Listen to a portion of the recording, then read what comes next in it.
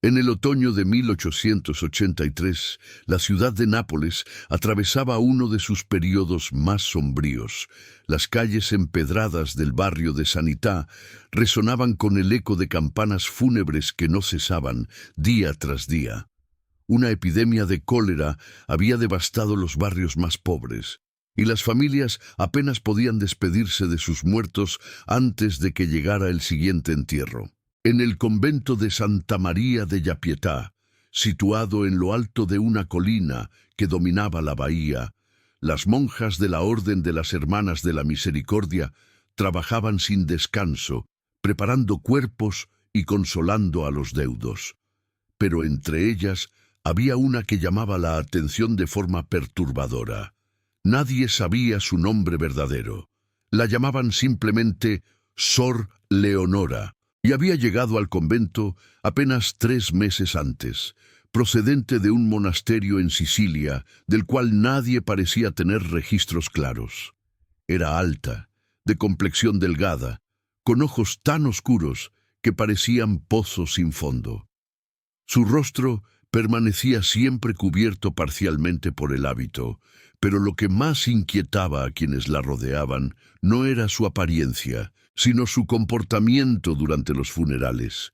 Mientras las demás hermanas lloraban y rezaban con genuino dolor por las almas perdidas, Sor Leonora permanecía inmóvil junto a los ataúdes, observando a los dolientes con una intensidad que helaba la sangre. Y en los momentos más solemnes, cuando el dolor alcanzaba su punto culminante, cuando las madres gritaban sobre los féretros de sus hijos, cuando los esposos caían de rodillas sin consuelo, Sor Leonora sonreía. No era una sonrisa sutil o compasiva, sino una mueca amplia que revelaba dientes blanquísimos, casi luminosos, en contraste con las sombras del templo. Algunos testigos juraban haber escuchado una risa contenida, un sonido apenas audible que parecía brotar de lo más profundo de su garganta. Si te está gustando esta historia, no olvides suscribirte al canal y déjanos un comentario contándonos desde dónde nos estás viendo. Tu apoyo significa mucho para nosotros. La primera en notar algo verdaderamente extraño fue Teresa Esposito, una joven viuda que acababa de enterrar a su esposo, un pescador que había muerto ahogado en circunstancias misteriosas. Teresa había acudido al convento buscando consuelo espiritual, pero durante la misa funeral sus ojos se encontraron con los de Sor Leonora. La monja la observaba desde el altar lateral, y cuando el ataúd de su esposo fue sellado, Teresa vio claramente cómo aquella mujer sonreía, amplia y deliberadamente, mientras sus labios se movían como si susurrara algo. Teresa sintió que el mundo giraba a su alrededor. Esa noche no pudo dormir, atormentada por pesadillas en las que veía a Sor Leonora de pie junto a su cama, riendo sin emitir sonido alguno. Cuando despertó al amanecer, encontró marcas extrañas en el marco de su ventana, como si alguien hubiera intentado abrirla desde afuera, y en el alféizar había pétalos de flores marchitas que no pertenecían a ninguna planta que creciera en Nápoles. Convencida de que algo maligno la acechaba, Teresa acudió al padre Giacomo Benedetti, el párroco más respetado del barrio, un hombre de 60 años cuya fe era tan sólida como las piedras del Vesubio. El padre Giacomo había dedicado su vida a servir a los pobres y enfermos de Nápoles, y en todos sus años de ministerio había visto suficiente sufrimiento humano como para distinguir entre el miedo irracional y las verdaderas manifestaciones del mal. Cuando Teresa le contó lo que había presenciado, el sacerdote sintió un escalofrío recorrer su columna vertebral. Él también había notado algo inquietante en Sor Leonora, aunque hasta ese momento no había querido admitirlo. Durante los últimos funerales, había observado cómo la monja parecía absorber el dolor ajeno, cómo sus ojos brillaban con una luz extraña cada vez que alguien sollozaba con desesperación. El padre Giacomo decidió investigar. Contactó con el obispado en Roma, solicitando información sobre Sor Leonora y su procedencia. Las respuestas que recibió fueron vagas y contradictorias. El monasterio siciliano del que supuestamente provenía había cerrado sus puertas décadas atrás, tras un incendio que había matado a todas sus ocupantes. No existían registros de ninguna Sor Leonora en los archivos eclesiásticos de Sicilia ni de ninguna otra región de Italia. Era como si aquella mujer hubiera aparecido de la nada, materializándose en el convento napolitano sin pasado ni origen verificable. Mientras tanto, los funerales continuaban y la presencia de Sor Leonora se volvía cada vez más perturbadora. Las hermanas del convento comenzaron a susurrar entre ellas, compartiendo experiencias inquietantes. Sor Carlota, una monja anciana que llevaba 40 años en el convento, confesó que había visto a Sor Leonora deambulando por los pasillos del monasterio a altas horas de la madrugada, descalza, con el cabello suelto cayendo sobre sus hombros como una cascada negra, murmurando en un idioma que no era italiano ni latín ni ninguna lengua conocida. Otra hermana, más joven, llamada Sor Ágata, juró que había encontrado a Sor Leonora en la cripta del convento, donde se guardaban los restos de las monjas fallecidas, arrodillada frente a un ataúd abierto, con las manos manchadas de tierra fresca, como si hubiera estado excavando. Cuando Sor Ágata preguntó qué hacía allí, Sor Leonora se volvió lentamente, y sus ojos reflejaban la luz de las velas de una manera antinatural, como los de un animal nocturno. Sin decir palabra, cerró el ataúd y salió de la cripta, dejando tras de sí un rastro de huellas húmedas que desprendían un olor penetrante a flores podridas y tierra de cementerio. El padre Giacomo decidió confrontarla directamente. Una tarde, después de un funeral particularmente emotivo, en el que una familia había perdido a 3 niños por la epidemia, el sacerdote encontró a Sor Leonora en la sacristía. Ella estaba de espaldas, organizando los ornamentos litúrgicos con movimientos precisos y metódicos. Cuando el padre habló, su voz resonó firme en el espacio cerrado. Le preguntó de dónde venía realmente, por qué sonreía durante los entierros, qué buscaba en aquel lugar sagrado. Sor Leonora se volvió despacio y por primera vez el padre Giacomo pudo ver su rostro completamente. Era hermoso de una manera inquietante, con rasgos perfectos que parecían tallados en mármol, pero sus ojos carecían de cualquier calidez humana. Cuando habló, su voz sonó como múltiples susurros superpuestos, como si varias personas hablaran a través de ella simultáneamente. Le dijo que había venido atraída por el dolor que se alimentaba de la desesperación de los vivos, que los funerales eran su banquete y las lágrimas su vino. Confesó que no era realmente una monja, sino algo mucho más antiguo, una entidad que había caminado por la tierra desde tiempos inmemoriales, adoptando diferentes formas, infiltrándose en los lugares donde la muerte y el sufrimiento eran más intensos. En Nápoles, con la epidemia de cólera, había encontrado un festín sin precedentes. El padre Giacomo sintió que sus piernas flaqueaban, pero su fe se mantuvo firme. Levantó el crucifijo que llevaba al cuello y comenzó a recitar oraciones de exorcismo en latín.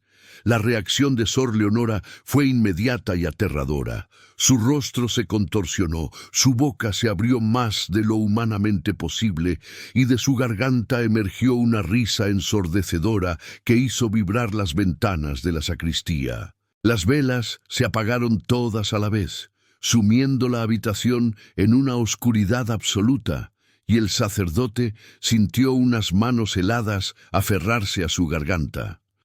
En ese momento de terror, el padre Giacomo recordó las palabras de San Miguel Arcángel en las Escrituras antiguas y gritó con todas sus fuerzas una invocación que había aprendido de un exorcista en Roma años atrás. La presión en su cuello cesó abruptamente. Las velas se reencendieron solas y Sor Leonora había desaparecido. En su lugar, sobre el suelo de piedra, quedaba solo su hábito negro, perfectamente doblado, como si alguien lo hubiera dejado allí con cuidado.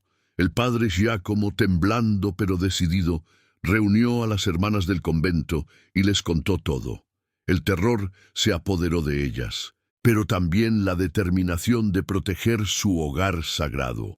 Esa noche organizaron una vigilia de oración continua, con turnos rotativos para que ningún rincón del convento quedara sin vigilancia espiritual. Durante 3 días, nada extraordinario sucedió. Los funerales continuaban, ahora sin la presencia perturbadora de Sor Leonora, y poco a poco pareció que el peligro había pasado. Pero el padre Giacomo no se sentía tranquilo. Algo en su interior le decía que aquella entidad no se había ido realmente, que simplemente esperaba el momento adecuado para manifestarse nuevamente. Sus sospechas se confirmaron cuando Teresa Esposito, la joven viuda que había sido la primera en percibir algo maligno, fue encontrada muerta en su cama una madrugada. Su cuerpo no mostraba signos de violencia externa, pero su rostro estaba congelado en una expresión de terror absoluto, con los ojos abiertos de par en par, mirando hacia el techo. Sobre su pecho descansaba un ramo de flores marchitas, las mismas que había encontrado en su ventana semanas atrás, y en las paredes de su habitación alguien había dibujado símbolos extraños con ceniza. Símbolos que el padre Giacomo reconoció como antiguos signos necromantes que había visto en libros prohibidos de la Biblioteca Vaticana. La muerte de Teresa desencadenó el pánico en el barrio de Sanità. Las familias comenzaron a cerrar con cadenas las puertas y ventanas de sus casas, temiendo que la entidad que había poseído a la monja regresara para cobrar más víctimas. El padre Giacomo sabía que debía actuar rápidamente. Contactó con su antiguo mentor, el padre Antonio, un exorcista experimentado que vivía retirado en un monasterio en las montañas de los Apeninos. El padre Antonio, a pesar de su edad avanzada y su salud frágil, aceptó viajar a Nápoles para ayudar. Llegó una semana después, trayendo consigo una colección de reliquias sagradas y textos antiguos sobre demonología. Juntos, los 2 sacerdotes comenzaron a investigar la historia del convento y de la zona circundante, buscando alguna pista que explicara por qué aquella entidad había elegido específicamente aquel lugar. Lo que descubrieron los dejó sin aliento. Siglos atrás, mucho antes de que el convento de Santa María de la Pietà fuera construido, en aquel mismo terreno había existido un antiguo cementerio pagano, un lugar donde los antiguos habitantes de Neápolis, la colonia griega que precedió a la Nápoles romana, enterraban a sus muertos con rituales que invocaban a divinidades del inframundo. Entre esas divinidades estaba Aclis, la personificación griega de la miseria y el dolor, una figura femenina que se alimentaba del sufrimiento de los moribundos. Los textos antiguos describían cómo sus sacerdotisas realizaban ceremonias macabras durante los entierros, riendo mientras los familiares lloraban, creyendo que esa risa complacía a la diosa y facilitaba el tránsito de las almas al otro lado. Con el tiempo, cuando el cristianismo se extendió por la región, aquellos rituales fueron prohibidos y el cementerio fue consagrado. Pero la leyenda advertía que Aclis nunca abandonaba verdaderamente los lugares donde había sido venerada, que permanecía latente, esperando períodos de gran mortandad para manifestarse nuevamente. La epidemia de cólera había sido la invitación perfecta. El padre Antonio explicó que entidades como aquella no podían ser destruidas por medios convencionales, pero sí podían ser confinadas mediante un ritual de sellado antiguo que requería la participación voluntaria de 7 personas puras de corazón, dispuestas a sacrificar algo precioso para fortalecer el sello. El padre Giacomo reunió a 6 hermanas del convento que se ofrecieron voluntariamente para participar en el ritual, completando el número 7 con su propia presencia. Durante la preparación, el padre Antonio les explicó que cada participante debería renunciar a su posesión más preciada, no en sentido material, sino espiritual. Para las monjas, significaba renunciar a la certeza de su salvación personal, ofreciendo esa certeza como ancla para mantener a la entidad atrapada. Era un sacrificio terrible, vivir el resto de sus días sin la tranquilidad de saber si alcanzarían el paraíso. Pero todas aceptaron sin dudar.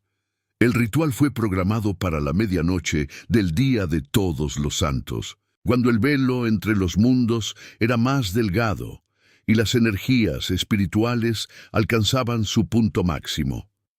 El padre Giacomo y el padre Antonio prepararon la cripta del convento, trazando círculos de sal bendecida y colocando las reliquias sagradas en puntos estratégicos.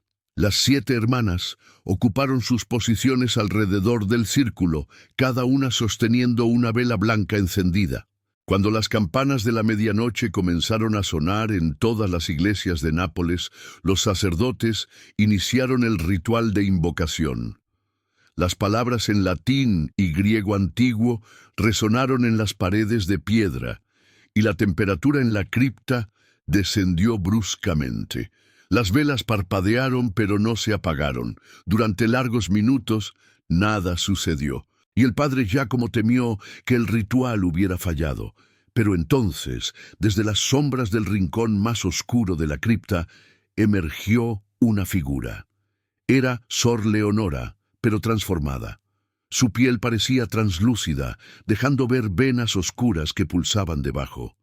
Sus ojos brillaban con un resplandor rojizo, y su boca se abría en aquella sonrisa horrible que ahora revelaba hileras de dientes puntiagudos que no eran humanos.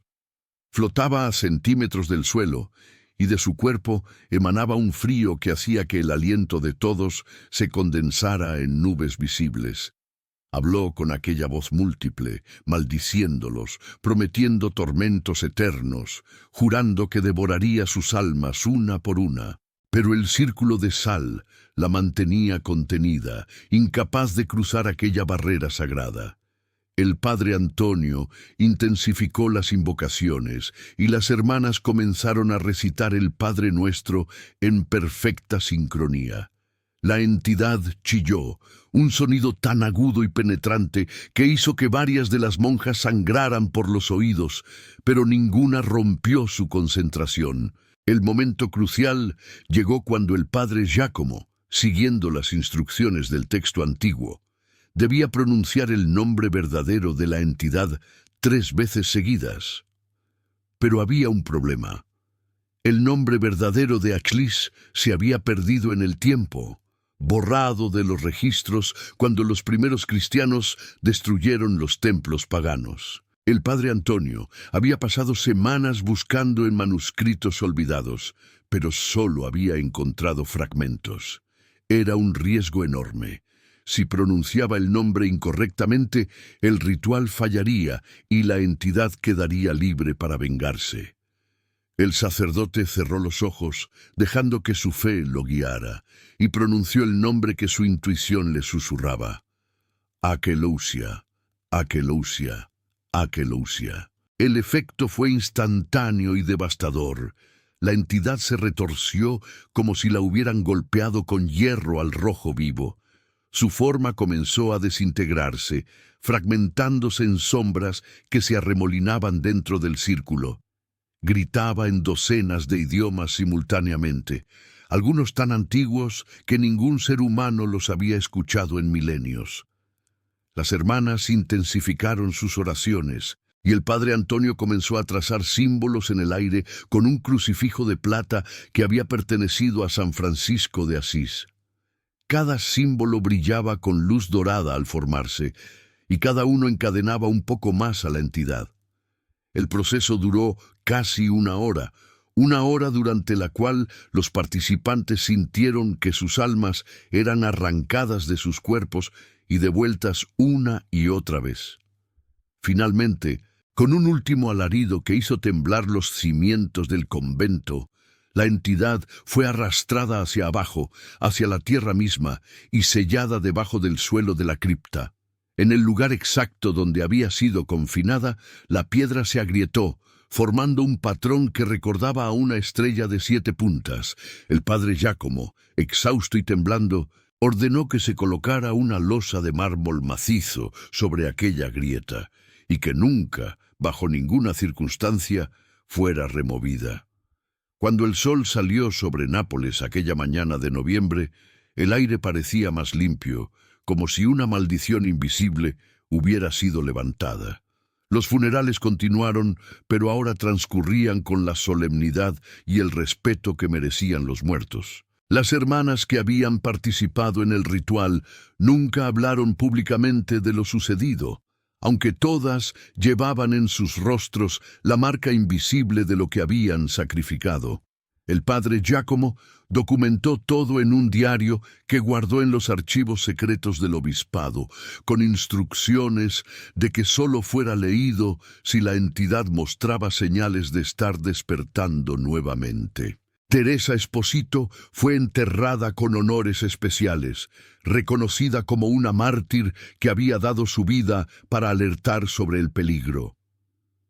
Los años pasaron, y la historia de Sor Leonora se convirtió en una leyenda urbana que los napolitanos contaban en voz baja, especialmente durante las noches de niebla, cuando las campanas de las iglesias sonaban para otro funeral. El convento de Santa María de la Pietà continuó su labor caritativa, pero los nuevos residentes notaban que la cripta siempre estaba más fría que el resto del edificio y que ocasionalmente, en las noches más oscuras, se podía escuchar un sonido remoto que algunos describían como una risa apagada, proveniente de algún lugar profundo bajo la tierra. La losa de mármol con la estrella de 7 puntas permanecía intacta, custodiada día y noche por turnos rotativos de monjas que rezaban sin cesar. El padre Giacomo vivió hasta los 85 años, dedicando el resto de su vida a estudiar demonología y a entrenar a otros sacerdotes en el arte del exorcismo. Antes de morir, hizo una confesión inquietante a su sucesor.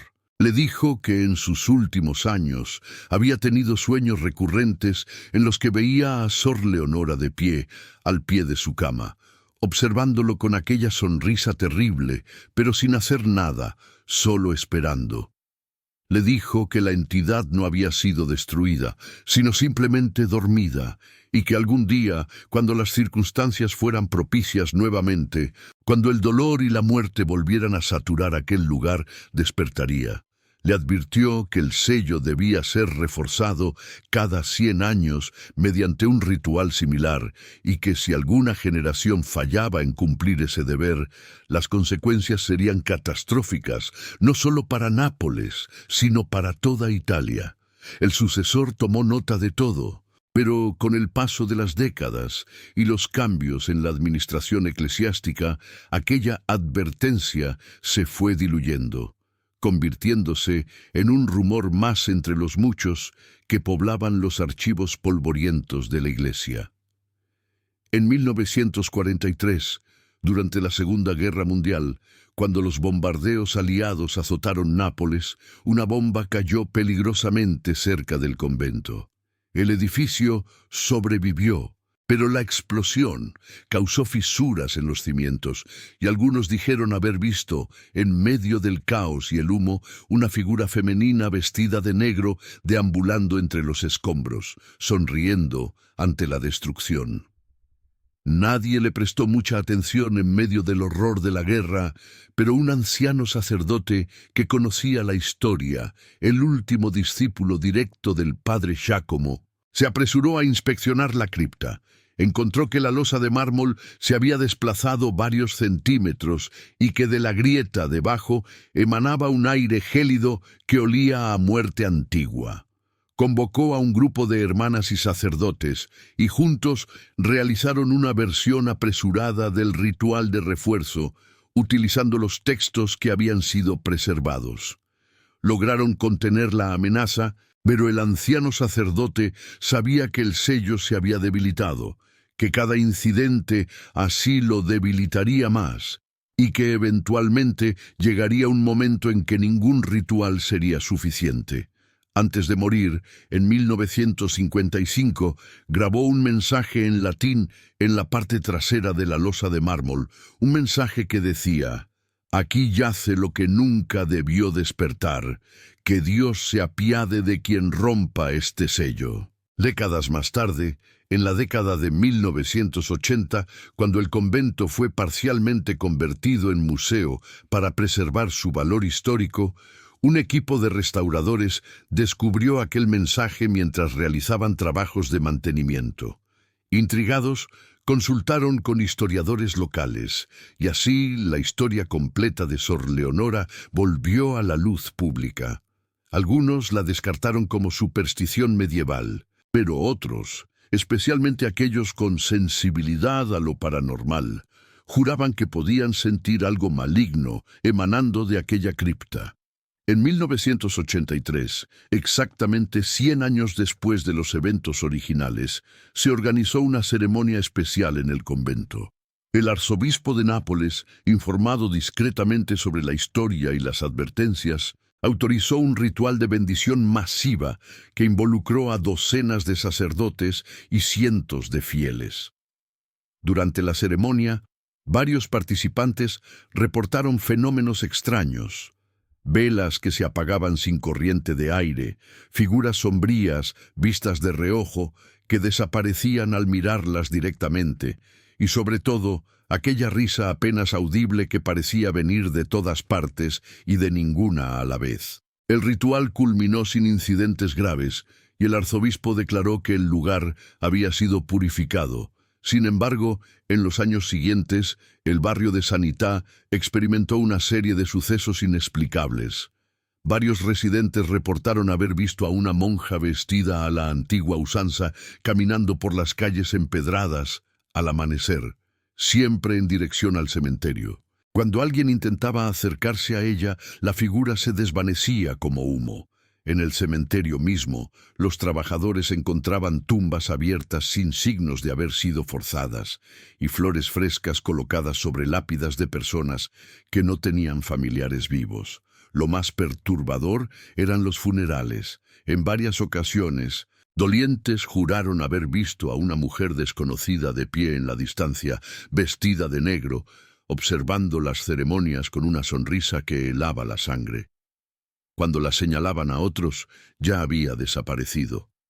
La policía fue llamada en múltiples ocasiones, pero nunca encontraron a nadie. En el año 2005, una investigadora paranormal llamada María Rossi llegó a Nápoles específicamente para estudiar el caso de Sor Leonora. María era una mujer seria, académica, con un doctorado en antropología religiosa y un interés particular en cómo las creencias antiguas influían en las manifestaciones modernas de fenómenos inexplicables. Pasó meses entrevistando a ancianos del barrio, revisando archivos eclesiásticos y visitando el convento repetidamente. Logró obtener permiso especial para acceder a la cripta, donde fotografió la losa de mármol con sus inscripciones y la grieta sellada debajo. En sus notas, María escribió que sentía una opresión constante en el pecho mientras estaba en la cripta, como si el aire mismo fuera más denso allí, más cargado de algo que no podía identificar.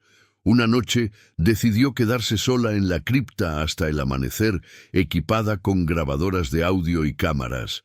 Lo que capturó esa noche nunca lo hizo público oficialmente, pero compartió los archivos con un colega de confianza. En las grabaciones de audio se escuchaban voces susurrantes en lo que parecía ser griego antiguo, risas que surgían de la nada, y en un momento específico, alrededor de las 3 de la madrugada, una voz femenina clara que decía en italiano perfecto: Sé quién eres, María. Sé por qué has venido. No puedes detenerme. Nadie puede. Solo esperó.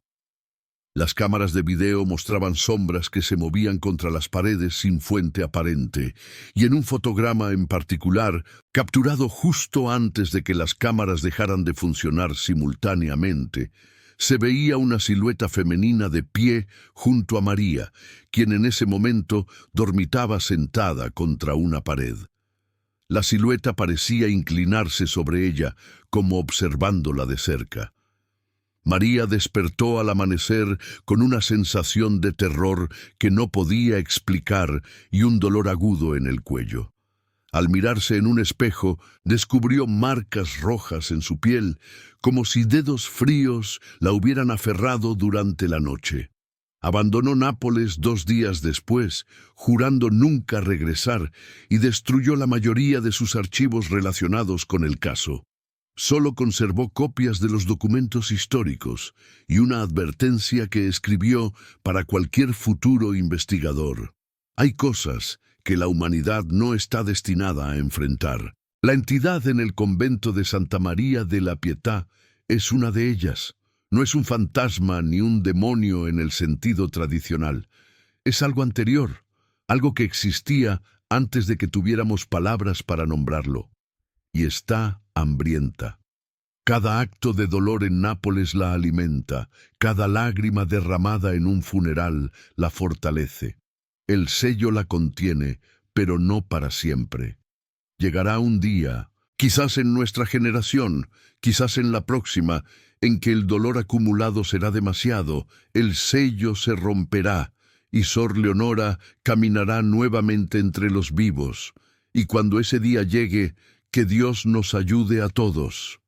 La historia podría haber terminado ahí, convertida en otra leyenda urbana de las muchas que circulan por las antiguas ciudades europeas. Pero en octubre de 2018, exactamente 135 años después de los eventos originales, sucedió algo que reavivó todos los miedos. Un terremoto de magnitud moderada sacudió la región de Campania, con epicentro a pocos kilómetros de Nápoles. Los daños fueron relativamente menores, pero en el convento de Santa María de la Pietà, ahora funcionando principalmente como museo y espacio cultural, la losa de mármol en la cripta se partió en dos. Los guardias nocturnos, que descubrieron el daño al día siguiente, reportaron haber escuchado durante toda la noche sonidos extraños provenientes del sótano, pasos, susurros y aquella risa inconfundible que muchos napolitanos reconocían de las viejas historias. El director del museo, un historiador escéptico llamado Antonio Ferrara, ordenó una inspección completa de los daños estructurales. Los ingenieros que bajaron a la cripta encontraron algo inquietante. La grieta debajo de la losa rota se había ensanchado considerablemente, formando casi una pequeña abertura, y de ella emanaba un olor pútrido que ninguno podía identificar. Más perturbador aún, en el polvo y los escombros alrededor de la grieta había huellas. Huellas de pies descalzos que conducían desde la abertura hacia las escaleras y luego desaparecían. Las huellas eran pequeñas, de mujer, y estaban manchadas con algo oscuro que los análisis posteriores identificaron como una mezcla de tierra de cementerio y sangre humana antigua, tan antigua que era imposible datarla con precisión. Antonio Ferrara, a pesar de su escepticismo inicial, sintió un escalofrío recorrer su columna. Contactó inmediatamente con el arzobispado y solicitó asistencia eclesiástica. El arzobispo envió a un joven sacerdote llamado Padre Michele, especializado en historia de la Iglesia, junto con un equipo de albañiles para sellar nuevamente la abertura. Pero antes de que pudieran completar el trabajo, comenzaron los incidentes. Una de las trabajadoras de limpieza del museo, una mujer de mediana edad llamada Giovanna, reportó haber visto a una monja en el jardín del convento al amanecer. Pensó que era una visitante temprana o quizás una actriz contratada para algún evento cultural, pero cuando se acercó para preguntarle, la figura se volvió hacia ella.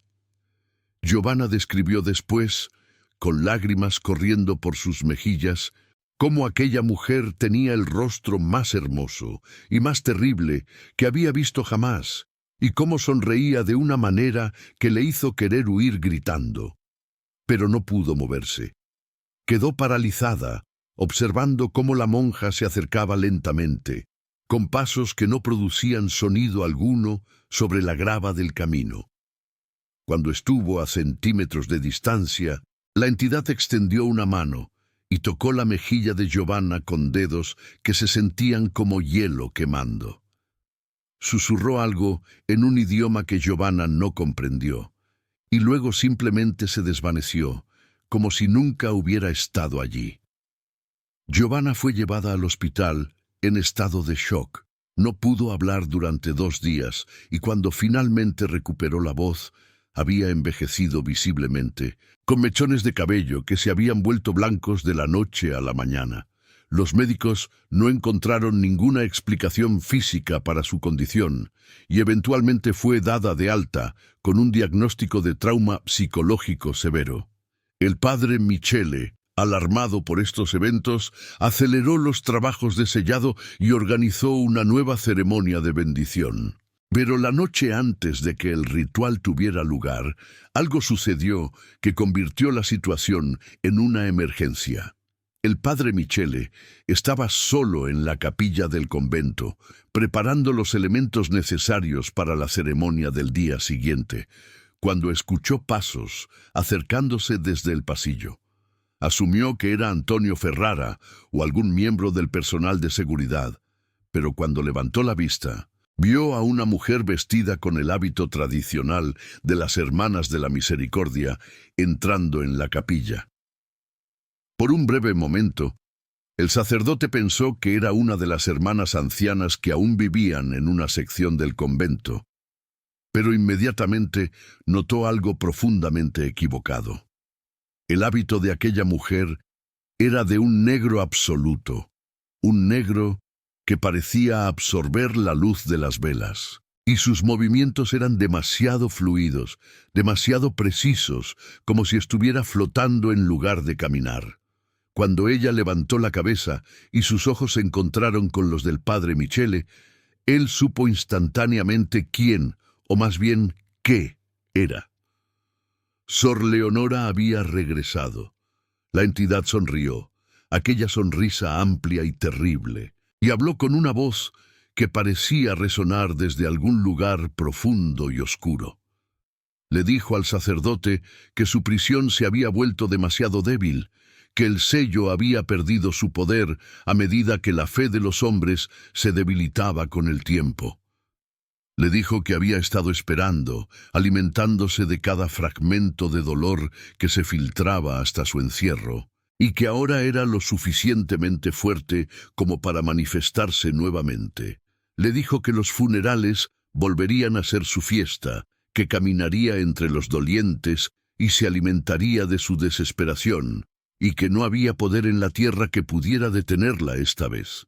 El padre Michele, luchando contra el terror que amenazaba con paralizarlo, levantó el crucifijo y comenzó a recitar oraciones. Sor Leonora rió, una risa que hizo temblar las paredes de la capilla, y se acercó a él sin prisa. Cuando estuvo lo suficientemente cerca, extendió una mano hacia su rostro, y el padre sintió un frío tan intenso que sus huesos parecían congelarse. Pero en ese momento crítico recordó algo que había leído en los viejos documentos del padre Giacomo. La entidad se alimentaba del dolor, sí, pero lo que realmente la sostenía era el miedo.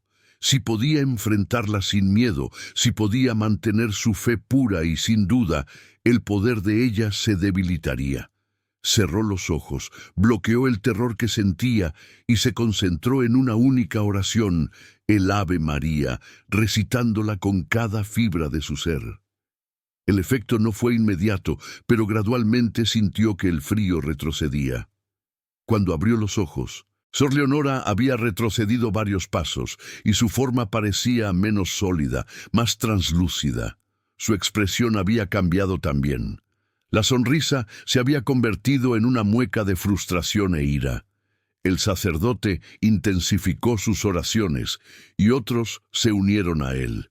Sin que se diera cuenta, Antonio Ferrara y 2 guardias de seguridad habían entrado en la capilla al escuchar los sonidos extraños, y aunque no comprendían completamente lo que estaba sucediendo, instintivamente comenzaron a rezar también.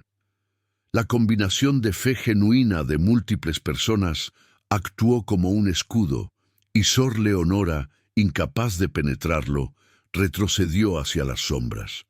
Pero antes de desaparecer, pronunció una advertencia que todos los presentes escucharon claramente. «Esto no ha terminado. Regresaré. Siempre regreso. Y la próxima vez, ninguna oración será suficiente. Cuando el dolor sea absoluto, cuando la desesperación cubra esta ciudad como una mortaja, me levantaré completamente y todos ustedes me alimentarán».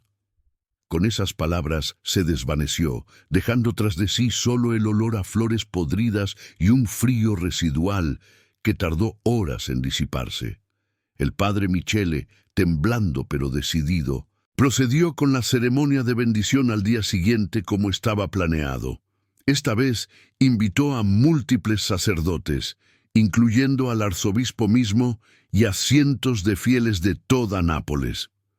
La ceremonia duró casi 4 horas, y durante todo ese tiempo, los participantes sintieron una resistencia invisible, como si algo luchara contra sus oraciones. Pero finalmente, cuando el último amén fue pronunciado al unísono por la multitud reunida, hubo una sensación palpable de liberación, como si una presión que había estado presente durante días súbitamente se levantara.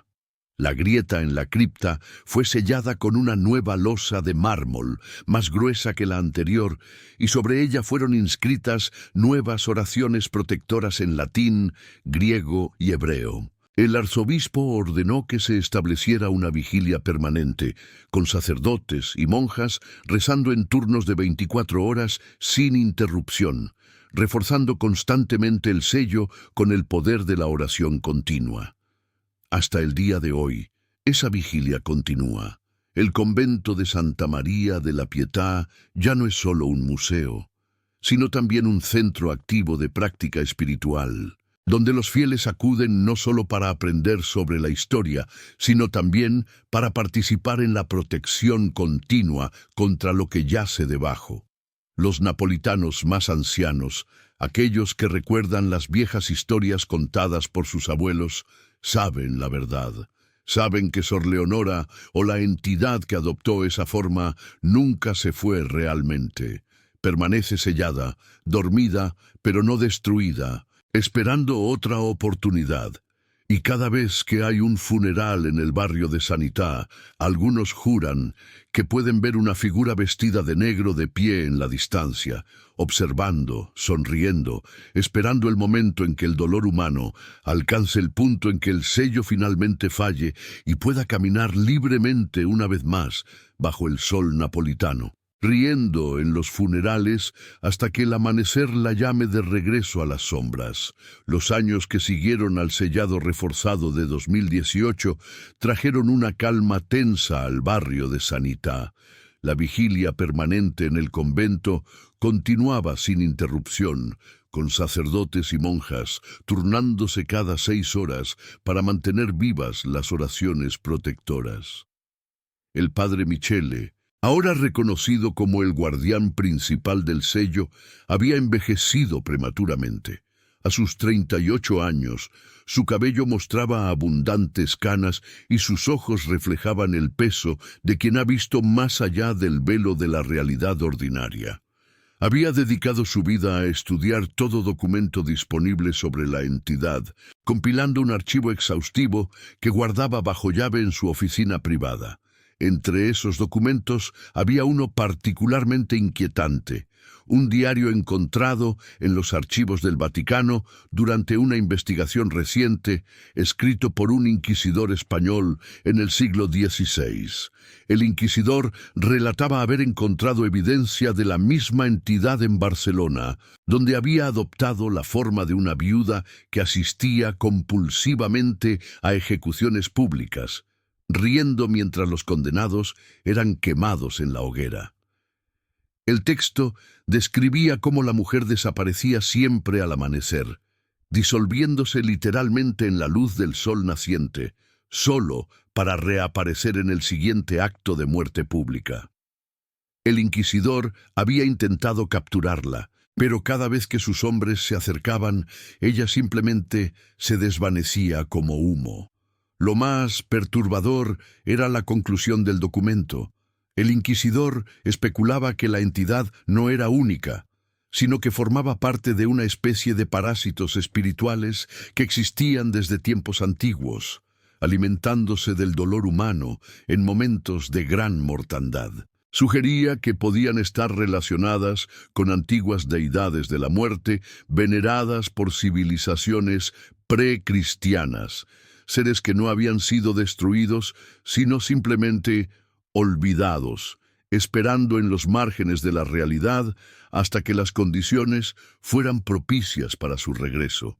Esta teoría aterraba al padre Michele porque implicaba que el problema era mucho mayor de lo que habían imaginado. Si existían múltiples entidades similares, selladas en diferentes lugares alrededor del mundo, entonces la de Nápoles era solo una pieza de un rompecabezas mucho más oscuro y vasto.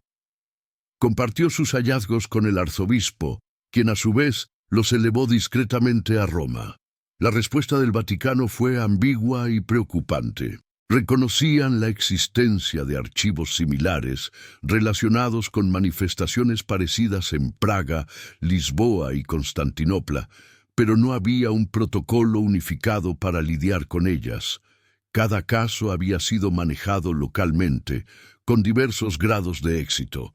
Algunos sellos habían permanecido intactos durante siglos, otros habían fallado catastróficamente, resultando en tragedias que la historia oficial había atribuido a causas naturales, plagas, incendios inexplicables, olas de suicidios masivos. En marzo de 2020, cuando la pandemia de COVID-19 alcanzó Italia con furia devastadora, Nápoles se convirtió nuevamente en una ciudad de lamentos. Los hospitales se llenaron más allá de su capacidad. Las morgues no daban abasto y los funerales se multiplicaron exponencialmente. Las restricciones de movimiento significaban que muchos morían solos, sin la presencia consoladora de sus seres queridos, lo que intensificaba el dolor de los sobrevivientes. El barrio de Sanità, siempre uno de los más vulnerables, fue golpeado particularmente duro. En el convento, los participantes de la vigilia notaron cambios alarmantes. La temperatura en la cripta descendió aún más, alcanzando niveles que desafiaban cualquier explicación física. Las velas que mantenían encendidas durante las oraciones comenzaron a apagarse espontáneamente y tuvieron que reemplazarlas por lámparas eléctricas. Pero incluso éstas parpadeaban constantemente, como si algo interfiriera con la corriente eléctrica. El padre Michele intensificó la frecuencia de las bendiciones, realizando rituales de refuerzo cada semana, en lugar de cada mes como había sido la norma. Pero podía sentir que algo se estaba moviendo bajo el sello. Durante las noches, cuando el silencio de la ciudad en cuarentena era absoluto, juraba escuchar arañazos provenientes de debajo de la losa de mármol, como si dedos invisibles intentaran abrirse camino hacia arriba. Los reportes de apariciones se multiplicaron también. Enfermeras en el hospital cercano hablaban de una mujer vestida de negro que caminaba por los pasillos de cuidados intensivos durante la madrugada, deteniéndose junto a las camas de los pacientes más graves. Algunas enfermeras que intentaron detenerla juraban que cuando la alcanzaban y tocaban su hombro, se encontraban agarrando solo aire y la figura había desaparecido. Los pacientes que sobrevivían después de esos encuentros describen sueños aterradores en los que una mujer sonriente les susurraba que se rindieran, que dejaran de luchar, que la muerte era más dulce que el dolor. Un médico particularmente afectado, el doctor Leonardo Russo, un hombre de ciencia que nunca había creído en lo sobrenatural, tuvo un encuentro que lo cambió para siempre. Estaba de guardia nocturna en abril de 2020, durante el pico de la crisis, cuando entró a revisar a un paciente anciano que estaba en sus últimas horas. La habitación estaba a oscuras, excepto por la luz de los monitores médicos. Mientras ajustaba la dosis de morfina para aliviar el dolor del paciente, notó una figura de pie en la esquina opuesta de la habitación. Inicialmente pensó que era un familiar que había logrado burlar las restricciones de visitas, pero cuando encendió la luz, vio claramente a una mujer vestida con un hábito de monja antiguo, completamente negro, con su rostro parcialmente oculto por el velo. Sus ojos, sin embargo, eran visibles y brillaban con una luz que no era reflejo de ninguna fuente externa. El doctor Russo intentó hablar, preguntarle quién era y cómo había entrado, pero las palabras murieron en su garganta. La mujer sonrió, y esa sonrisa heló su sangre.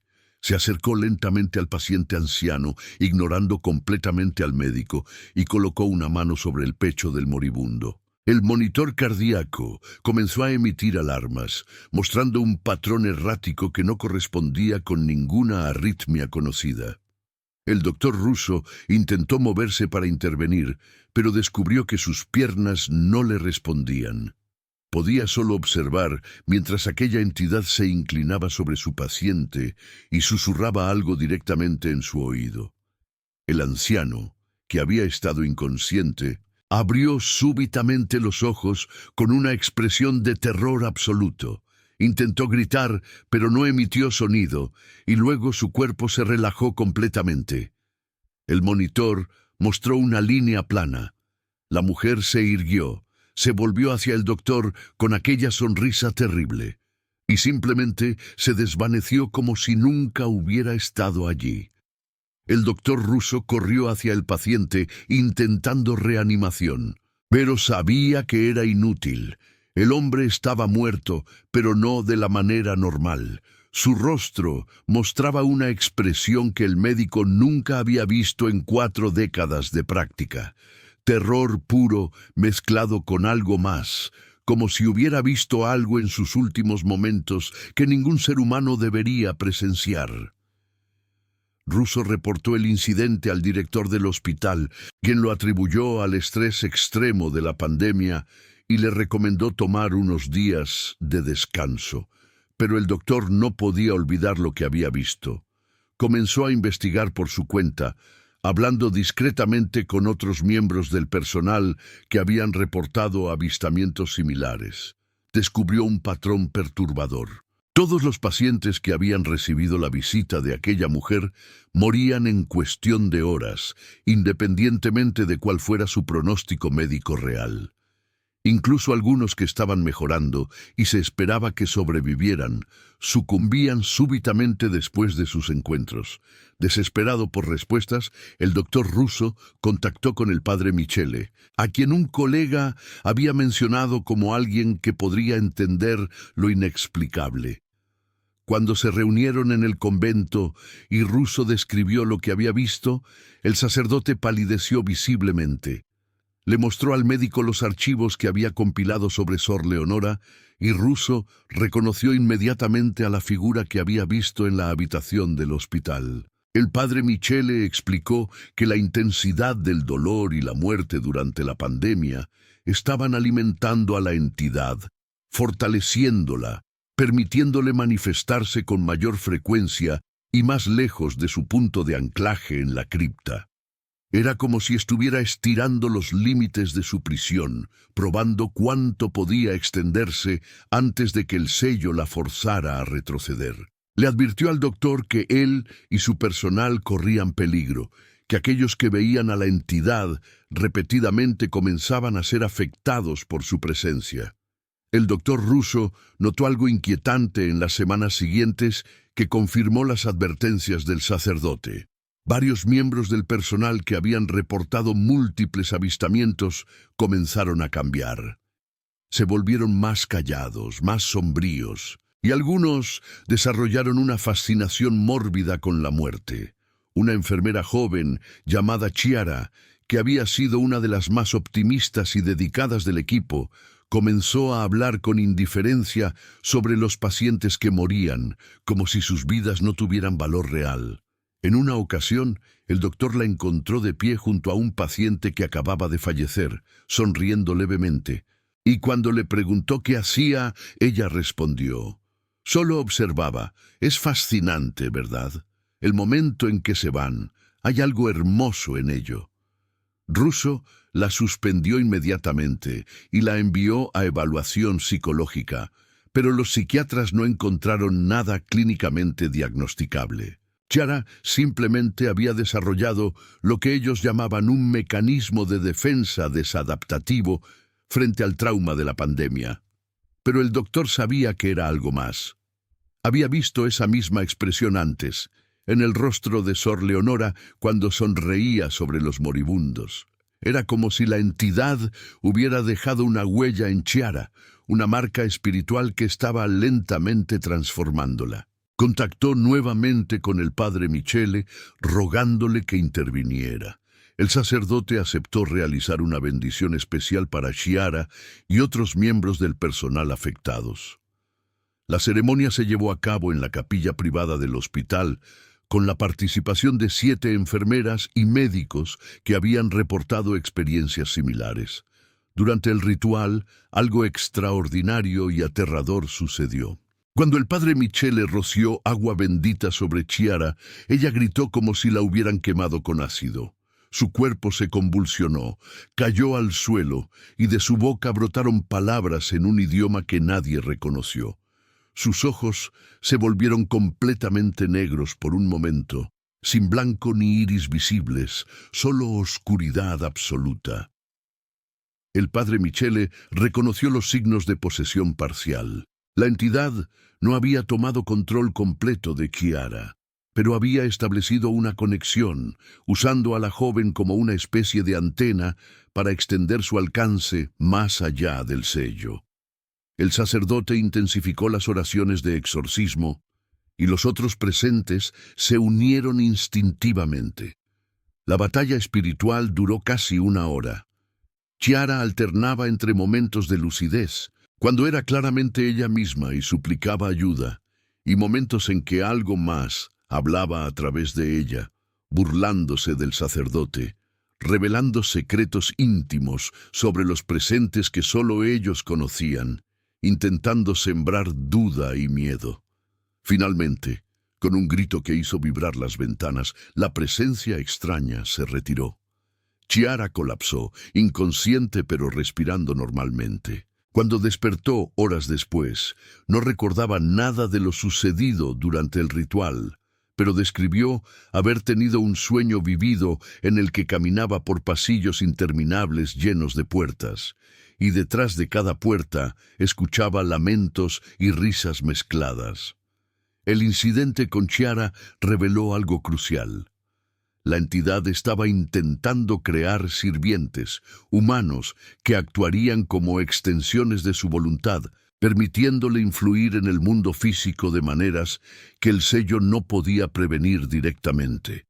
El padre Michele reportó esto al arzobispo, quien convocó a una reunión de emergencia con expertos en demonología de toda Italia. Durante 3 días intensos, debatieron estrategias. Algunos sugerían fortalecer aún más el sello físico en la cripta, añadiendo capas adicionales de protección mágica y religiosa.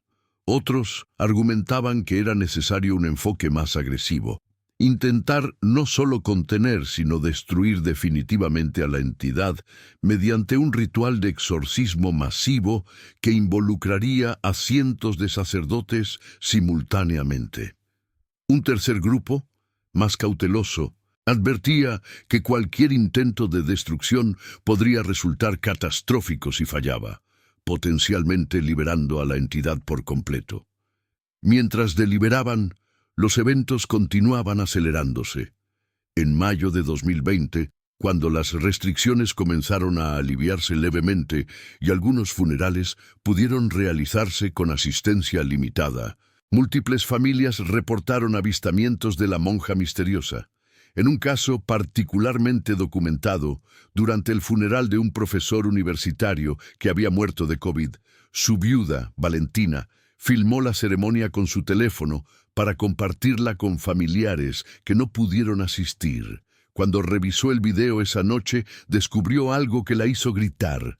En varios fotogramas, claramente visible en el fondo de la imagen, había una mujer vestida de negro que no había estado presente físicamente durante la ceremonia. La figura aparecía y desaparecía entre tomas, siempre con aquella sonrisa característica, observando a los dolientes. En un fotograma en particular, parecía estar mirando directamente a la cámara y sus ojos brillaban con una luz roja que no podía ser explicada por ninguna fuente luminosa natural. Valentina llevó el video al padre Michele, quien lo analizó cuidadosamente junto con expertos en medios digitales para descartar manipulación o errores técnicos.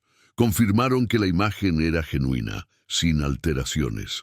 Más inquietante aún, cuando ampliaron el fotograma donde la entidad miraba a la cámara, pudieron leer el movimiento de sus labios. Un experto en lectura labial determinó que la entidad estaba diciendo algo en italiano. Pronto seré libre. El padre Michele supo entonces que estaban contrarreloj. La entidad ya no se contentaba con manifestarse ocasionalmente. Estaba anunciando sus intenciones, burlándose de quienes intentaban contenerla. El sacerdote organizó una reunión urgente con todos los líderes religiosos de Nápoles, no solo católicos, sino también representantes de otras tradiciones cristianas, e incluso líderes de la pequeña comunidad judía y musulmana de la ciudad. Les explicó la situación completamente, sin omitir ningún detalle, por increíble que pareciera. Para su sorpresa, encontró aliados inesperados. Un rabino anciano llamado Moshe Ben David reveló que su comunidad guardaba historias similares sobre entidades que se alimentaban del dolor durante pogromos y persecuciones históricas. Un imán llamado Hassan al-Masri compartió tradiciones islámicas sobre jinn malignos que frecuentaban cementerios y lugares de muerte. Todos coincidían en que tales entidades eran reales, antiguas y extremadamente peligrosas. Juntos diseñaron un plan sin precedentes, una vigilia interreligiosa que combinaría oraciones y rituales protectores de múltiples tradiciones, creando una red espiritual más fuerte que cualquier sello único.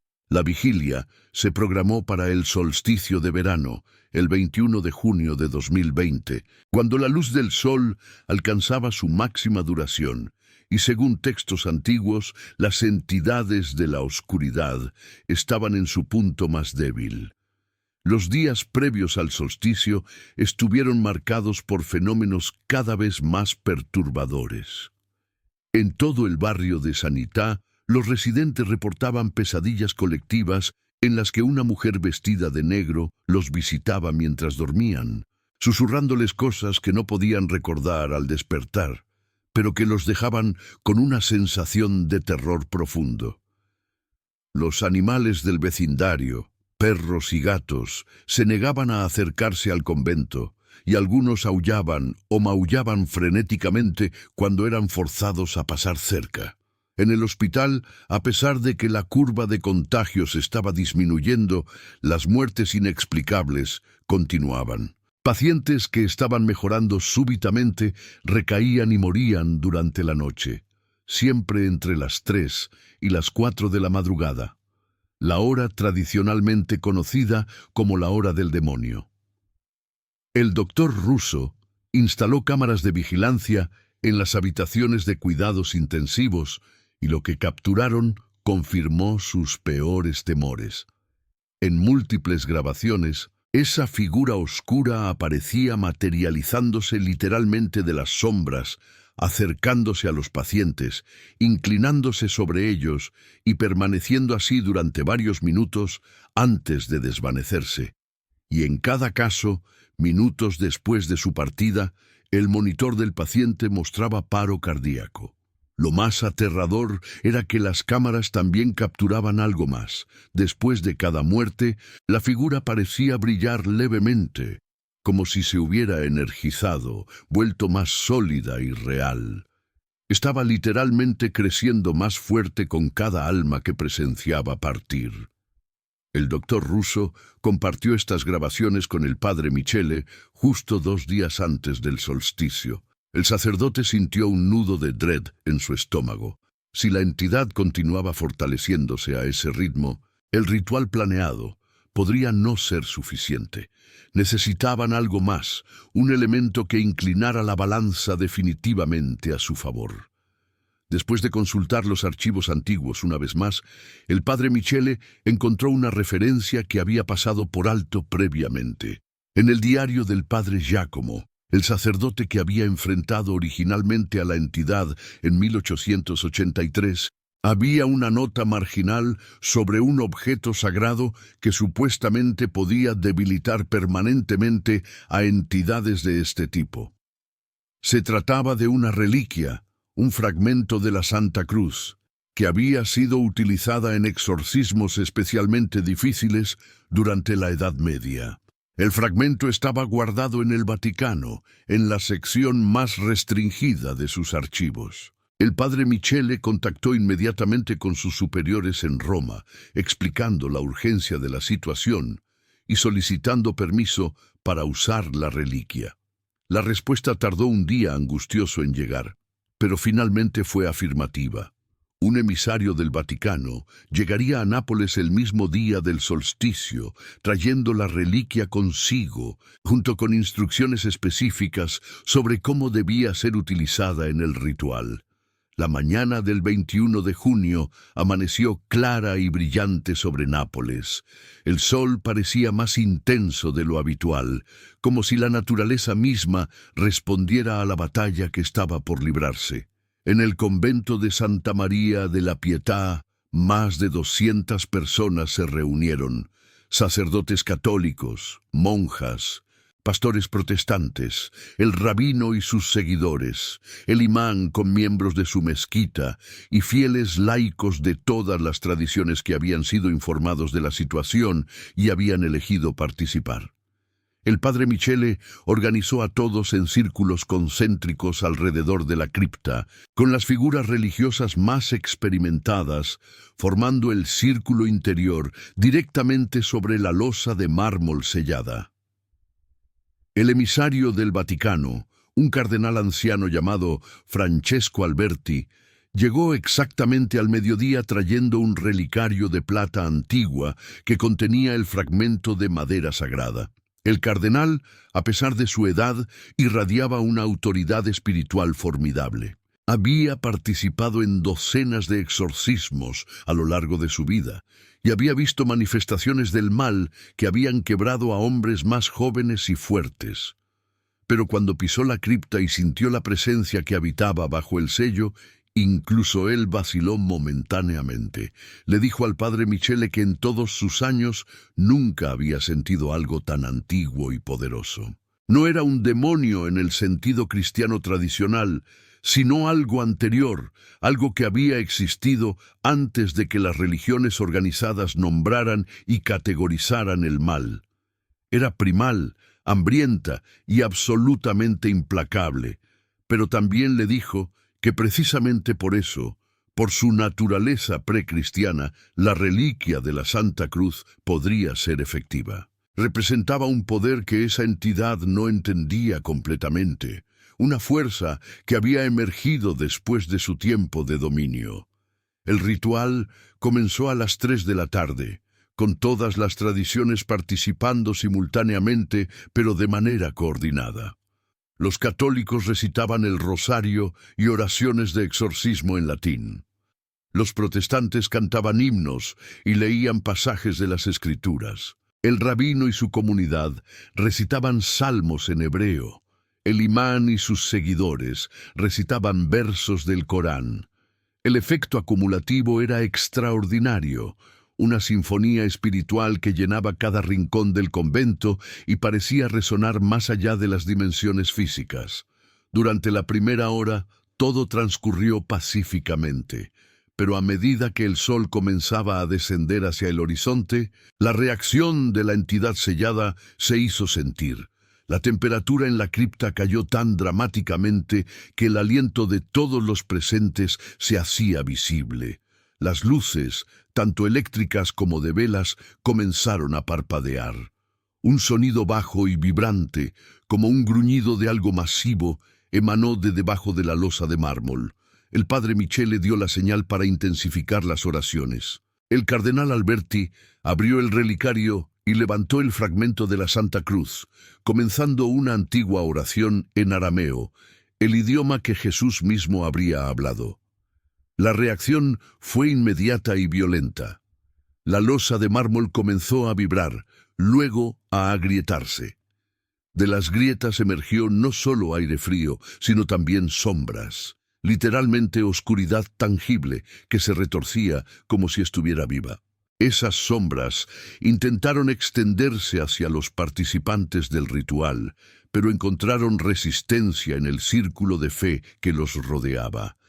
Donde las sombras tocaban esa barrera invisible, chispas de luz dorada surgían, y las sombras retrocedían como si hubieran sido quemadas. El gruñido debajo de la losa se convirtió en un rugido, y luego en algo peor, una risa. La risa horrible y familiar de Sor Leonora, amplificada 1000 veces, resonando desde algún lugar profundo bajo la tierra. La entidad habló entonces, su voz múltiple emergiendo de todas las grietas simultáneamente. Maldijo a todos los presentes. Prometió vengarse contra sus familias hasta la 7ª generación. Juró que devoraría sus almas lentamente durante milenios, en tormentos que ninguna mente humana podía concebir. Pero el cardenal Alberti no flaqueó. Con manos temblorosas pero firmes, colocó el fragmento de la Santa Cruz directamente sobre la grieta más grande en la losa. El efecto fue como tocar fuego a la oscuridad.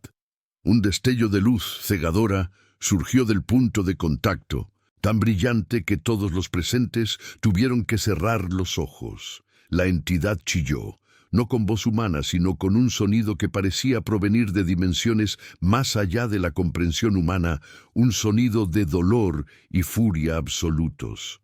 Las grietas en la losa comenzaron a cerrarse, fundirse, como si la piedra misma estuviera sanando. La temperatura empezó a subir y las sombras retrocedieron, siendo arrastradas de vuelta hacia abajo. Pero la entidad no se rendía. En un último esfuerzo desesperado, manifestó su forma física una vez más, emergiendo parcialmente de la grieta que aún no había sellado por completo. Todos vieron a Sor Leonora, o más bien a la cosa que había adoptado esa forma, intentando liberarse de su prisión. Su rostro oscilaba entre hermoso y monstruoso, cambiando segundo a segundo. Sus manos se extendían hacia el cardenal, dedos alargados y terminados en garras, intentando alcanzar el fragmento sagrado para destruirlo. El padre Michele y otros 2 sacerdotes se lanzaron adelante, interponiendo sus cuerpos entre la entidad y el cardenal. La entidad los tocó, y todos sintieron un frío que penetraba hasta sus almas. Un dolor que era simultáneamente físico y espiritual, pero mantuvieron su posición, recitando oraciones a través del dolor. El cardenal Alberti presionó el fragmento más firmemente contra la piedra y pronunció el nombre de Cristo con tal fe y convicción que su voz resonó como un trueno. La entidad se detuvo.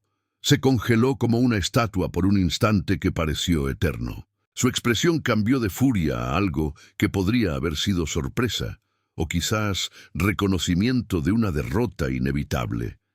Miró directamente a los ojos del cardenal y habló, ahora, con una voz singular y extrañamente suave. «Este sello durará un tiempo, viejo. Quizás décadas, quizás un siglo, pero no para siempre. Nada es para siempre, y cuando regrese, ninguno de ustedes estará aquí para detenerme. Solo queda esperar».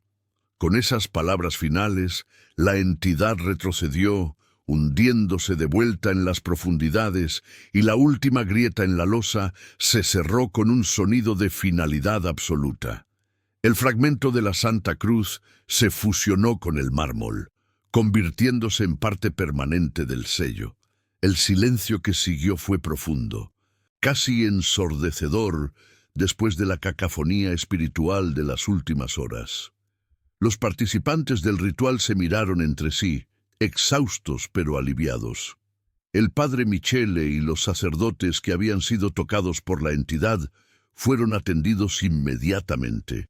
Aunque no tenían heridas visibles, sentían un entumecimiento persistente en los lugares donde aquellas manos espectrales los habían aferrado. Los médicos que los examinaron no encontraron nada físicamente mal, pero los 3 sacerdotes reportaron en los días siguientes una sensación constante de frío en esos lugares, como si parte de aquel toque helado hubiera quedado permanentemente impreso en sus cuerpos.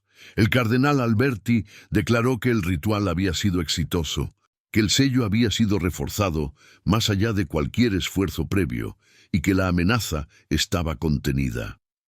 Pero también añadió una advertencia que todos tomaron en serio. La entidad había dicho verdad. El sello, por poderoso que fuera, no duraría eternamente. En los meses que siguieron, el barrio de Sanità experimentó una paz que no había conocido en años. Los avistamientos de la mujer de negro cesaron completamente. Las muertes inexplicables en el hospital terminaron. Las pesadillas colectivas que habían atormentado a los residentes desaparecieron. La pandemia misma comenzó a retroceder en la región, y la vida lentamente empezó a regresar a algo parecido a la normalidad. El convento de Santa María de la Pietà se convirtió en un lugar de peregrinación para aquellos que habían escuchado historias del ritual del solsticio. La cripta, donde ahora el fragmento de la Santa Cruz brillaba sutilmente incrustado en el mármol, se convirtió en un lugar de oración constante. La vigilia interreligiosa continuó, aunque en una escala menor, con representantes de diferentes tradiciones rotando turnos para mantener siempre una presencia orante sobre el sello.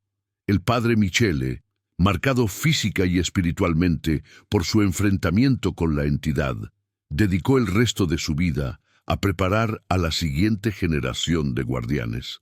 Estableció una escuela informal de estudios espirituales avanzados, entrenando a jóvenes sacerdotes y líderes religiosos en el conocimiento necesario para reconocer y enfrentar manifestaciones del mal antiguo. Les enseñó que la batalla contra tales entidades no era solo cuestión de fe, sino también de conocimiento, preparación y sobre todo cooperación entre diferentes tradiciones espirituales. El mundo moderno, les decía, había olvidado que existían cosas más allá de la explicación científica, cosas que habían caminado por la Tierra mucho antes de que la humanidad desarrollara filosofías y religiones. Y aunque esas cosas podían ser contenidas, selladas, mantenidas a raya, nunca podían ser verdaderamente destruidas. El doctor Leonardo Russo, profundamente transformado por sus experiencias, escribió un libro bajo seudónimo titulado Entre la ciencia y lo inexplicable, un médico enfrenta lo sobrenatural. El libro, que presentaba los eventos como ficción basada en hechos reales, se convirtió en un bestseller inesperado. resonando con lectores que habían tenido sus propios encuentros con lo inexplicable. Russo usó las ganancias para establecer una fundación dedicada a investigar fenómenos paranormales desde una perspectiva médica y científica, siempre con el consejo de líderes espirituales como el padre Michele. Chiara, la enfermera que había sido parcialmente poseída, se recuperó completamente después de meses de terapia espiritual y psicológica. Decidió dejar la medicina y unirse al convento, no como monja tradicional, sino como una especie de guardiana laica, ayudando a mantener la vigilia y compartiendo su experiencia con otros que pudieran ser afectados por presencias malignas. Los años pasaron y Nápoles prosperó. El convento se mantuvo como un bastión de protección espiritual, y la historia de Sor Leonora se convirtió en parte del folclore local, contada con una mezcla de miedo y orgullo. Los napolitanos señalaban que su ciudad había enfrentado y derrotado a una de las entidades más antiguas y oscuras, y que mientras mantuvieran su vigilancia, estarían protegidos. Pero aquellos que sabían la verdad completa, los que habían participado en el ritual del solsticio, nunca olvidaban las últimas palabras de la entidad. Este sello no durará para siempre. Y así, incluso en tiempos de paz y prosperidad, siempre había alguien rezando en la cripta, alguien vigilando, alguien esperando. Porque todos sabían que el mal antiguo era paciente. Podía esperar décadas, siglos si era necesario, y algún día, cuando la fe se debilitara, cuando la vigilancia flaqueara, cuando el dolor humano alcanzara nuevamente niveles que la alimentaran suficientemente, Sor Leonora intentaría levantarse una vez más. Y cuando ese día llegue, que Dios tenga piedad de aquellos que deban enfrentarla, porque la próxima batalla podría ser la última.